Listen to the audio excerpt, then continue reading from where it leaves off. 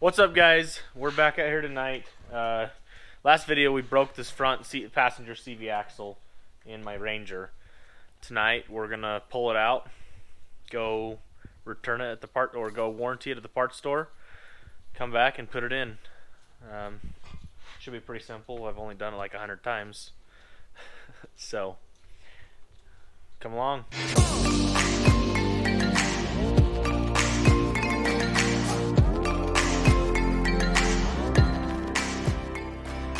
Well, we're here in the truck.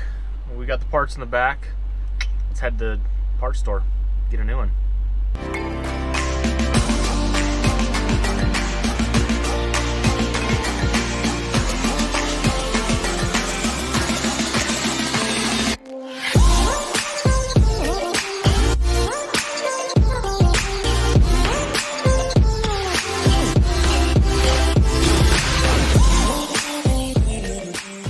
Back from the parts store, we got ourselves a CV axle. It's right there on the ground. It's gonna be a pretty simple process. I'm not gonna break this down because there's 100 YouTube videos on how to replace the CV axle on a Ford Ranger. So we're just gonna get right into it. We'll just pop it out and throw the new one in here. There was some pretty bad carnage. I should have taken a little bit of better pictures and video of the old one, but it's gone now. I can't show you. Sorry. But we'll get right into it.